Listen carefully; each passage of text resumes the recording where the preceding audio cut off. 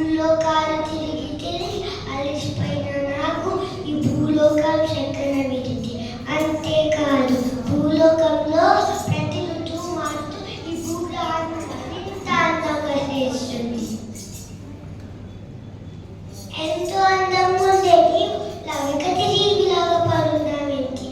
కానీ నేను వచ్చేది కమ్ముని కోకిల రాగాలు వినిపించి వసంత ఋతులోనే కదా. నాకు వసంత ఋతువే కదా.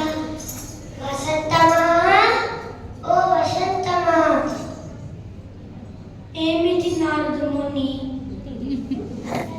పిల్లగాలులతో సువాసన వెలిసే పువ్వులతో పక్షుల అరుపులతో కోకిల గానాలతో కొత్త సిగులతో ఎంతో అందంగా ఉంది నీవు. ఇలా వాటిపైన పువ్వులు చెక్కుతున్న వ్యక్తి వసంతమా.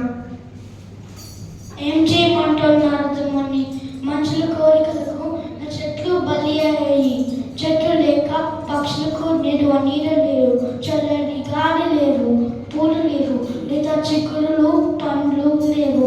ఇవే కదా నా అందం. అవి లేనప్పుడు ఇంకెలా అందంగా ఉంటున్నాను?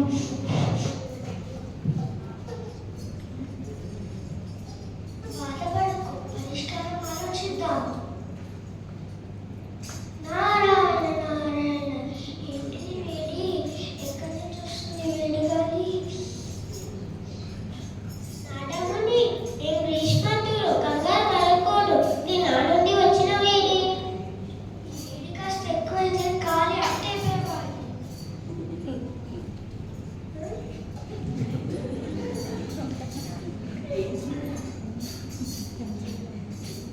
ఏం చేయను నాడముని? చెట్టు లేక, వర్షం లేక, కాలుష్యం పెరిగిపోయి నా వేడి పెరిగిపోతుంది. రోజు రోజుకు నేను మండి మండి ఇలా నల్లగా బొగ్గులాగా తయారైనా.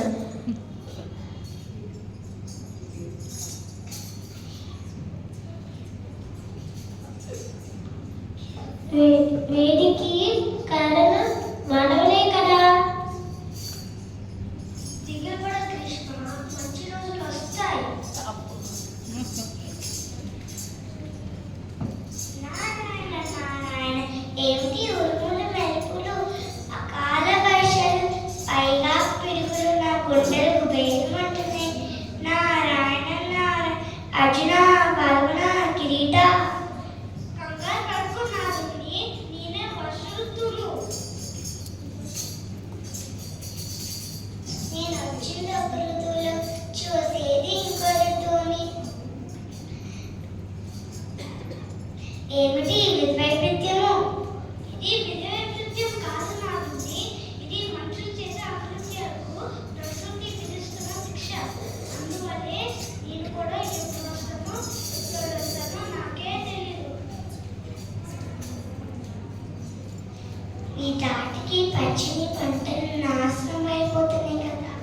కానీ ఇలా చేయడం నాకు అసలు ఇష్టం లేదు. కానీ మానవులు చేతుగా నాశనాన్ని కొని తెచ్చుకుంటున్నారు.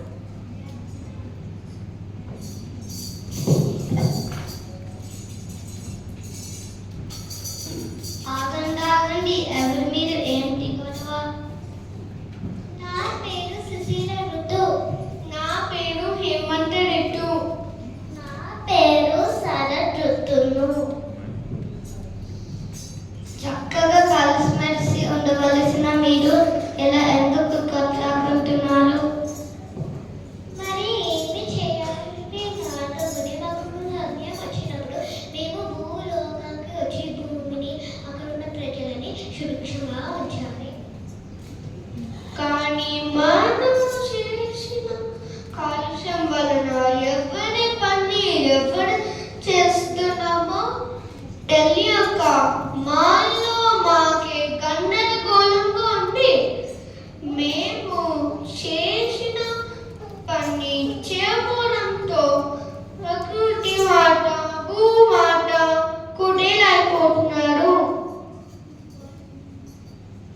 చల్లని వెన్నెల రాత్రులు లేవు, పిల్ల గాలిలు లేవు, పచ్చని అడవులు లేవు, శుభ్రమైన గాలి లేదు.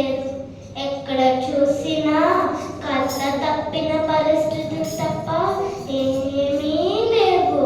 మానవులు మా రాక కోసం ఎదురు చూడడం మానేశారు. వారి పనిలో వారు ఒక క్షణం తీరిక లేకుండా ఇష్టం వచ్చినట్టు కాలుష్యం చేస్తున్నారు.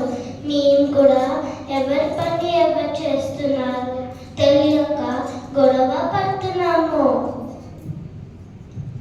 నారాయణ నారాయణ, మీరు చెప్పింది అక్షర సత్యము.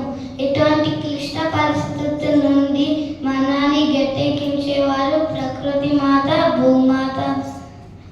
వారిని పిలిచి అడుగుదాం. ప్రకృతి మాత, భూమాత, ఒకసారి మనవులు ముందుకు వచ్చి మీరు పడే బాధ చెప్పండి. అప్పుడైనా బలిలో మార్పు వస్తుందేమో. ఋతువులు ప్రారంభాలైతే జరిగే నష్టం అంతా ఇంత కాదు. ఈ భూమిపై మానవుడు మనుగడైతే ప్రశ్నార్థకం కావచ్చు. ఈ సమయం తీరాలంటే అడవుల్లో ఉన్న నాటిలో మొక్కలు నాటాలి, కాలుష్యాన్ని తగ్గించాలి, వన్యప్రాణులను వేటాడకూడదు, సెల్ ఫోన్ వాడకం తగ్గించాలి, ప్లాస్టిక్ ను నిరోధించాలి. ఇలా చేస్తేనే ఈ భూమి వల్ల సస్యశ్యామలంగా. నారాయణ నారాయణ, మీరు చెప్పింది అక్షర సత్యం తల్లి. మానవులారా విన్నారు కదా, ప్రకృతి మాత, భూమాత ఎంత బాధపడుతున్నారో. మీ ముందు తరాలకు ఏమివ్వాలో మీ చేతిలో ఉంది. మీ భవిష్యత్తును సరి చేసుకోండి. మానవ మేల్కో, మానవ మేల్కో, మానవతరమా మేల్కో. సర్వే జనా సుఖినో భవంతు.